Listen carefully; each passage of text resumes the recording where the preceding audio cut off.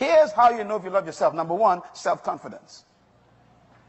Total confidence. And by the way, when people who don't love themselves meet a person who does love themselves, they always consider them arrogant.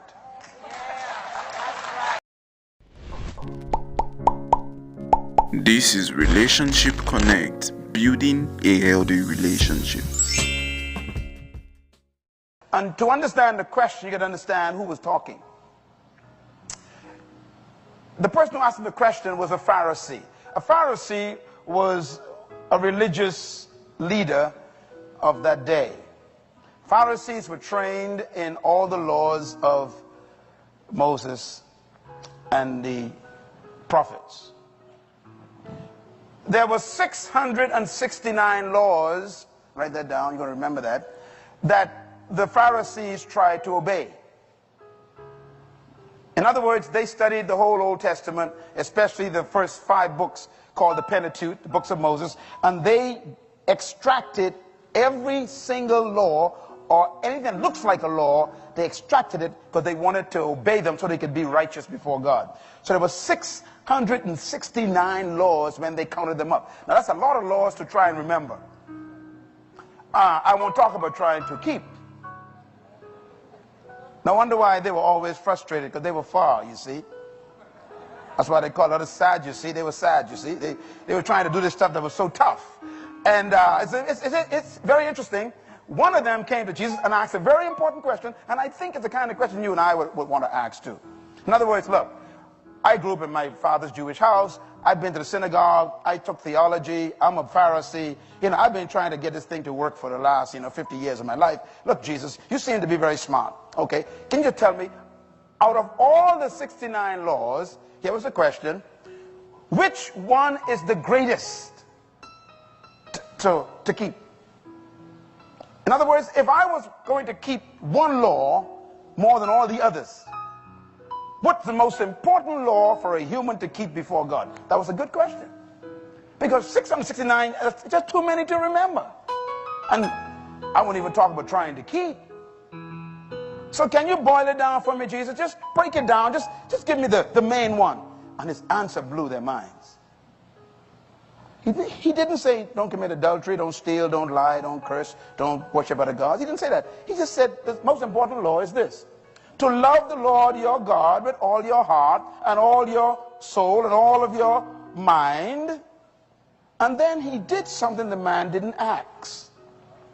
The man asked him for one answer. And that's important.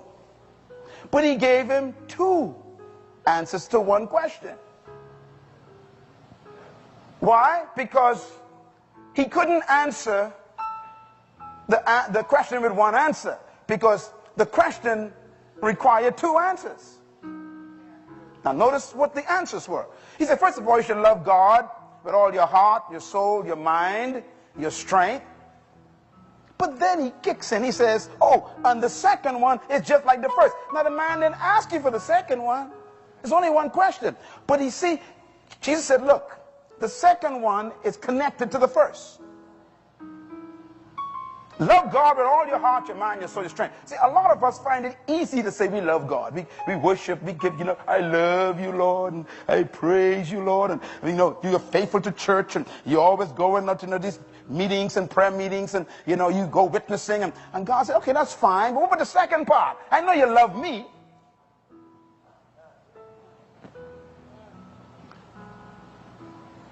But he says, the second one is just like the first one, which means they are equal. This is deep. He says, and the second one is like the first one, and here it is: you must love your neighbor as you love yourself. And then he says, all the 669 laws are in this one law. If you keep this one law, you don't need the 669. Love God, love yourself, love your neighbor. Now, I want you to read that verse very carefully. He did not say love your neighbor first. And that's where we keep making a mistake. We keep trying to love people without the prerequisite. Let me break it down for you. I did a research on this verse when I was in school, in university.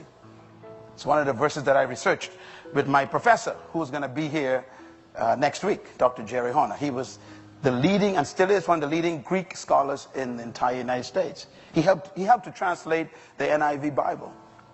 He also translated this New Spirit Bible. This guy is good. He'll be with us next week. Make sure don't miss him being here.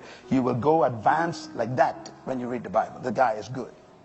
But in his class at university, I remember him, we went through this whole chapter, and it shocked me when he gave us the meaning of the root word that Jesus used.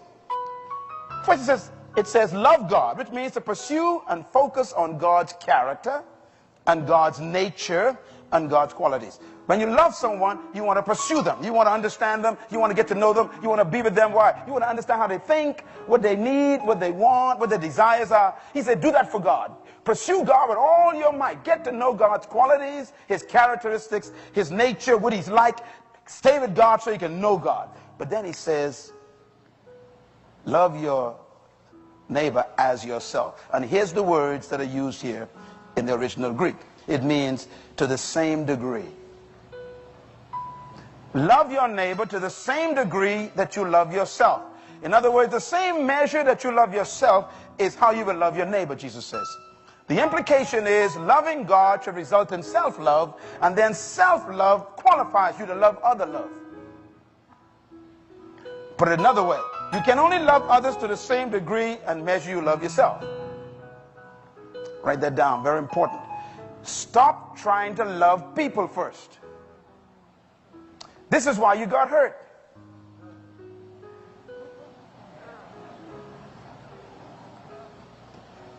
If you don't love yourself, you need people to love you. And when they disappoint you, the whole bottom falls out, because now you don't feel loved again. If I love me and you don't love me, I am still loved. So if you keep your love from me, I still satisfied, because I loved you before you met me and I met you. So if you leave me, I still love me. So Christ is saying, look, the key is fall in love with yourself first. But that's not enough. He says, and the same measure you love yourself is the only measure you can love other people. So write this down. This is one of my favorite statements from I was 16 years old. And it goes like this. It is more important to love you than to love me. In other words, when anyone asks you or tells you they love you, your response should not be, I love you too. Wrong response.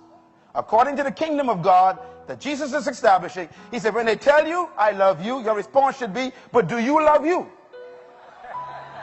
Why? Because if you don't love you, you cannot love me, so you lying. In other words, it's more important for you to love you than to love me. And I got to make sure you love you before you try to love me, because you can't love me more than you love you, so you better love you plenty. Am I getting through? See, this is why we are difficult to other people. We're trying to get them to love us so we can feel loved. That's why we're so manipulated by people. It's a sign of self-hatred. People say, I'll do anything for you. No, hold it, hold it. Don't you ever do that.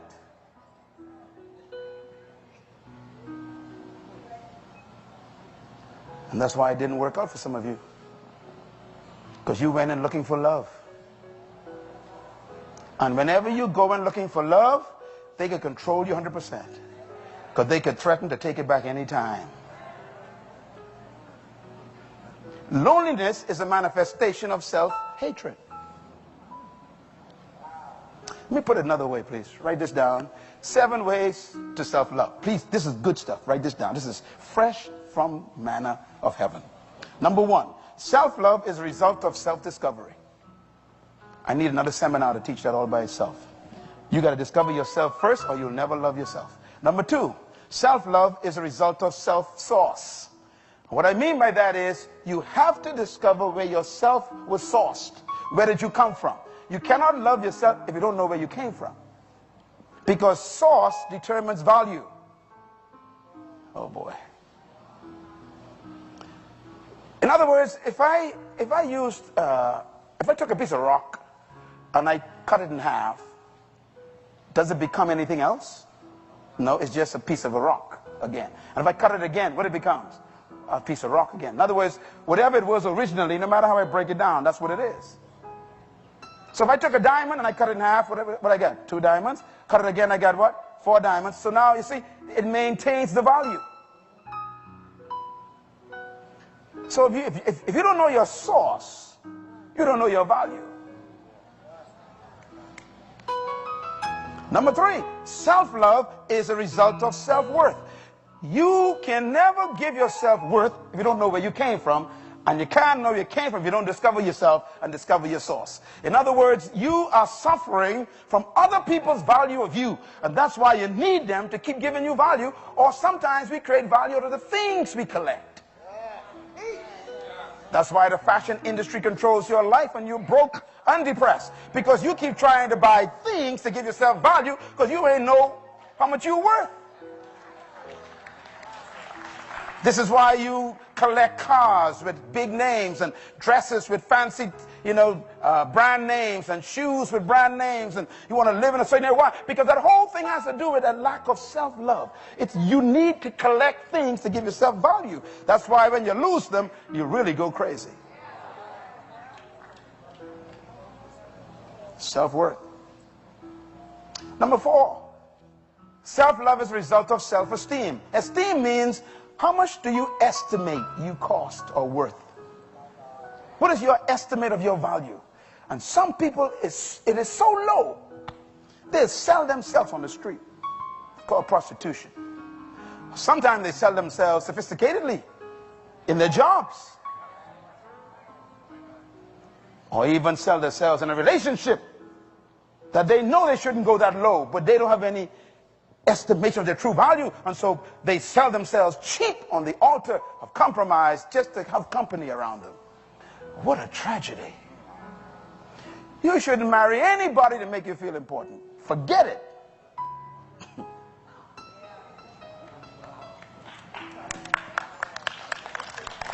Self-love is a result of self-esteem. When you realize how much you are worth, you fall in love with yourself. Let me give you an example. If I gave you a plastic ring out of a Cracker Jack box, and then gave you a $10,000 diamond ring, and gave you both of them, which one would you really love the most? Isn't that amazing? Which one would you want to know where it is all the time? You don't care where the plastic ring is. Which one do you put in a nice leather pouch, and you put it in a private place, maybe in a safe deposit here? I mean, the plastic. See, self-estimation makes you treat yourself with leather pouch experience. Don't touch this. I just can't go anywhere. I am diamond. This ain't plastic. I can't be seen just with anybody. Come on, y'all talk to me, man. See, but it has to do with your self-esteem.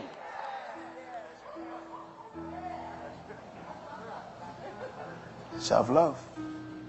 That's why Christ says that's the most important love on earth. Not the love for your neighbor. And number 5, self-love is a result of self-concept. Concept has to do with picture. The word concept means idea or picture. How do you picture yourself determines how you treat yourself. And that picture comes from your discovery of where you came from. A diamond is a diamond is a diamond. You ever heard that? And they say a rose is a rose is a rose. In other words, once the thing is it, that's what it is. And so your picture of yourself doesn't come from other people, but we keep getting it from them. Oh, you look nice. Well, listen, I don't need you to tell me I look nice. I told myself that this morning before I left. And if you never told me, I still know I look nice because I'm cool, man. This is me. I love myself. You understand me? See, self-concept, you don't walk around allowing people to paint you how you should feel about yourself. You're supposed to know who you are. I was thinking tonight when I was preparing to come to talk, I said, Jesus Christ would not have gotten along well with most of us. He was opposite to what my mother and father taught me in the same island when I was a little boy. They said, son, never talk about yourself. And I think that came from the British oppression, colonialism, where we were taught that we were nothing, So my mom they referred to, boy, stop talking about yourself. Stop talking about yourself. Boy, be considerate and stop talking about yourself. Now you see, that may sound nice, but that's stupid. That's what causes low self-esteem. When your child says, well, mommy, I'm good at this. Boy, don't say you're good, No, stop that. Stop, talking big about yourself. And they will correct you from feeling good about yourself. Now, here comes Jesus. He would not get along with us. Every day, all day, the guy was into himself. He had a picture of himself that was almost irritating, and it was irritating. That's why the Pharisees, who had low self-esteem, attacked him all the time, because he kept using this word, I. And that's the word my mother said. You never use that word, son. Stop saying I. Remember that? Some of you all go with that. I. His I was constant. I am the bread of life. I am the water of life. I am the door. I am the way. I am the truth. I am the resurrection. I am the sheep gate. I am the way. I am the life. I am the bread. I am the water. I am the resurrection. I. Brother, you a lot of I. Yes, I am. That's why I don't need your opinion to tell me who I am. Now, here's what mesmerized me about Jesus. Write this down. I never, this changed my life at 18. I wrote it down at 18. He never spoke negative about himself.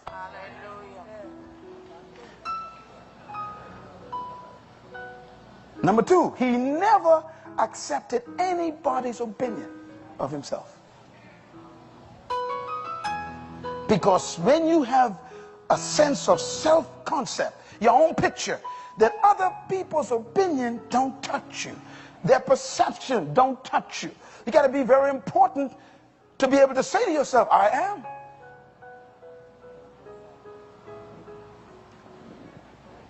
If you don't know who you are, we'll tell you who you should be. And there's your problem. Have you ever seen people do this? One of the signs of self-hatred is when you take people shopping with you all the time. Oh, I'm in trouble now, see? But I'm going to say it. See, you say, let's go shopping. Okay, we go shopping. I ain't got no problem with that. That part is okay. You want friends, that's fine. But when you go to a store and you put on something that you like, and then you come out of the dressing room and say, what do you think? And she says, you go take it off. Now that's stupid. That is crazy.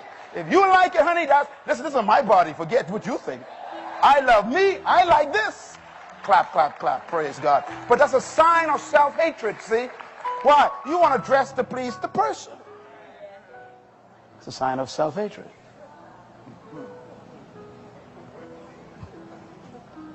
And I know I have seen some things that people wore that other people liked, but it didn't look good on them. I've seen some things. I told my wife sometime, she didn't see herself leaving the house today. I know that. No one would come out of the house looking like that. But they were dressed for other people. Self-hatred. Number 6, self-love is a result of self-identity. When you know who you are, you fall in love with yourself. Number 7, self-love is a result of self-value. How much do you value yourself? That gives you your love for yourself. If you believe you are valuable, you fall in love with yourself. Just like that ring that's diamond or plastic. So discovery of your identity determines your attitude toward yourself, and that determines the measure of love of yourself, and that determines how much you can love me. I think this is a very important night, because we've been asking people the wrong questions. You should never ask someone, do you love me? That's the wrong question first. First question, but excuse me, do you love you? That never is asked. And that is the question. And if they are shocked by the question, leave fast, because right away you know they don't even know what you're talking about, see? This is why marriages don't work. People go into marriage looking for love.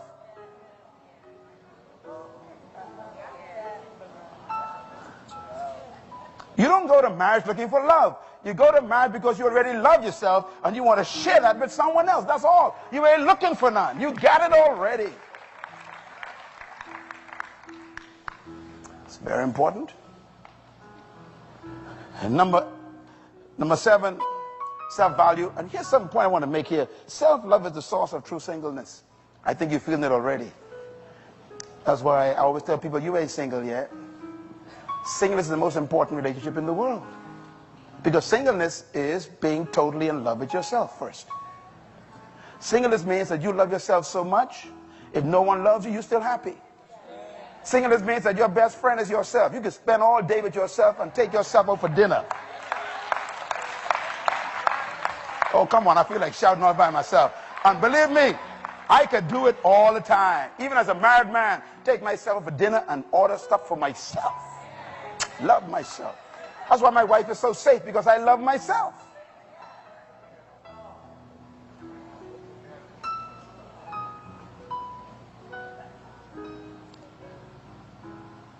I won't say that, it's too deep. Okay. 10 manifestations of self-love. This is a measure. Write this down. This will tell you if you love yourself, okay? So you can measure it when you go home. Study this for the next 3 days. Come back every session. And remember, this is what we want to focus on. If you're going to be single and affluent and an influencer, you got to begin with self-love.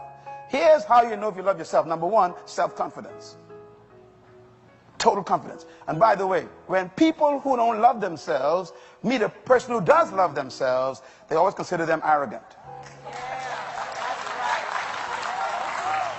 Because their insecurity is intimidated by their security, and so they call that arrogance. It's not arrogance, they just love themselves. Number two, self-love is manifested in self-respect.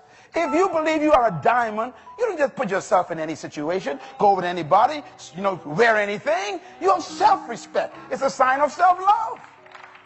You got your breasts out with no bra and a thin see-through blouse. That tells me a lot about how you feel about yourself. You ain't got to tell me nothing. I can see. Oh, come on, clap anyhow. Praise God.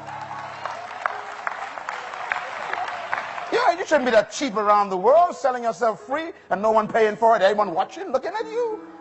You just lowered your value. It's a sign that you have no self-respect. Number three, self-love is manifested in self-assurance. A self-assured person is somebody who seems so assured they almost intimidate you. They're bold, they are confident, they are not afraid, they just believe, they just know, and they make you feel afraid. That's self-love. Number four, self-love is self-assertiveness. When a person has love for themselves, they assert themselves. Now, they don't do it to try and be pushy. Assert means that they believe they got something to offer, so they offer it. And that could be advice, direction, input. Then, in other words, look, you know what you're doing. Let me give you some advice. And you may call that pushy. No, that's self-love being manifested. It is someone saying, look, I know what I believe, and I know in whom I believe, and I got something that you could use. Number five, self-love is manifested in self-motivation. When a person loves themselves, they are internally motivated. They don't depend on people to get them going. When you love yourself, you manage your own feelings. You decide what to do every morning yourself. You don't need no one to give you no schedule. You make your own schedule in life when you love yourself. When you love yourself, you believe that you are so important that you need to plan to give your life to the world today. Number six, self-love is manifested, write this down, in self-values. Self-value means a person who loves themselves place value on their lives so high that they don't come down to meet nobody. They bring people up where they are. They value the things that are important to them. Number seven, self-love is manifested in self-giving. This one is very key. Notice Jesus said, he said, you can only love your neighbor if you love yourself. In other words, you can't give me what you ain't got for yourself. So self-love provides you with the equipment to give yourself to somebody else without expecting anything back. Let me put it another way. If I don't need you to love me and I love you, if you don't love me back, that don't matter to me. I went too fast. Let me try it again. I love me, I meet you, I love you. But I don't need you to love me because I love me before I met you. So if you withhold your love even though I love you, that doesn't take away anything from me because I love you before I met you. So I don't love you to get love from you. I love you because I am full of love of myself. That's why Jesus Christ could die for us. And we turn our back and curse him. Why? Because it wasn't a matter of him needing love back. You don't understand love. He knew that he was so valuable that you needed what he had. And whether you received it or not didn't matter because he had it before you even received it or not received it. Self-love is able to give itself without manipulating people. Number 8, self-love is self-affirmed, self-affirmation. Self-affirmation means when you love yourself, you tell yourself you love yourself. You don't go around saying, what do you think? No. This is what I think. I like this. Self-affirmation means you congratulate yourself. But now what I did, that was pretty good. And some of you all have got ideas, but that ain't. Listen, you know, I'm just like my daddy. My daddy's an amazing daddy. My daddy did this. 500 million galaxies. And then my daddy says, that's good. Come on, clap. It's my daddy. That's good. And then he made you, he said, now that's very good. See, when you have a good love for yourself, God is what? God is love. That's why he tell himself, that's good. If you wait around to be approved by everybody, that's a sign that you have self-hatred. You need other people to give you value. You know if you love yourself when you didn't do a good job. So you tell yourself, now that's not as good as I could be. I'll be back. Self-love gives you the confidence to be able to give yourself away and affirm yourself. And this is why self-loved people are not manipulated by anyone. This is why criticism runs off their backs like water on a cat. It's not because they can't feel, you know. It's just that their feelings are not out for manipulation. Number 9, self-love is manifested in self-forgiving. Now this one is very deep.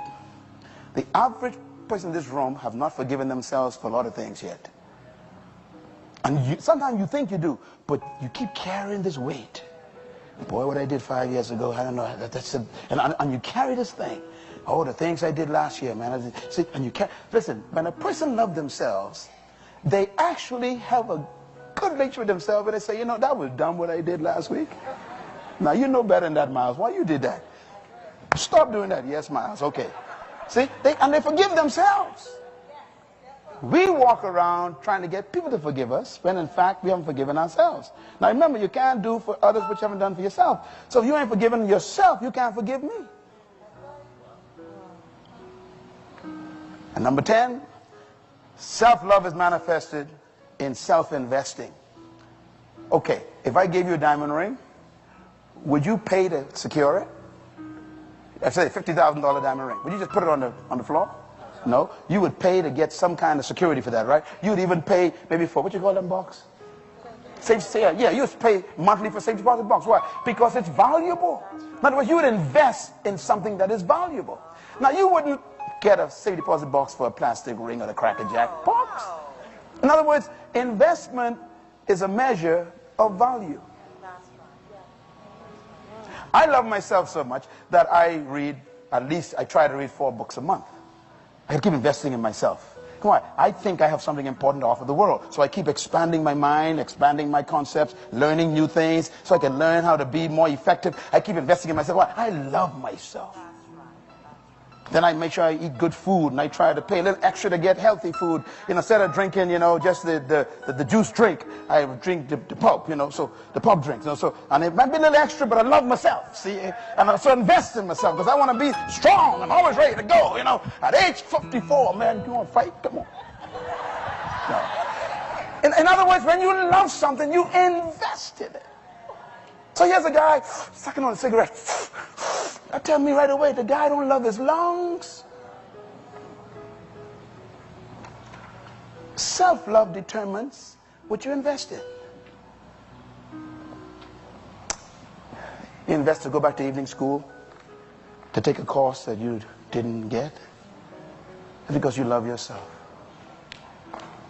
You decide you're going to lose 20 pounds because the doctor says this ain't good for your heart, and you love yourself so much, you're going to invest in getting up early in the morning, a little extra jogging, you know, stop going to the all-you-can-eat section, you know. You then invest in yourself. Why? Because you love yourself. Some folks just let themselves go, and that's a sign that they don't love all of themselves. Sometimes they love the intellect, but they don't love the body. Where is your self-love? You talk about Singleness. Write this down. This is very important. Every human was created to influence the world. And I want to just bring these 3 words to you tonight and let the others pick up on these words. I want them to write definitions down. I did a lot of research for you the last few days. Okay. Singleness and influence. Let's talk about that. When you fall in love with yourself, what happens after that? Well, here's a thought. Every human was created to influence their world. I'm sure you've learned a lesson or 2 from this video. Please like this video and share with a friend or your family member so that they can also be blessed by this message. There are other related videos to this showing right on your screen, so click to watch more.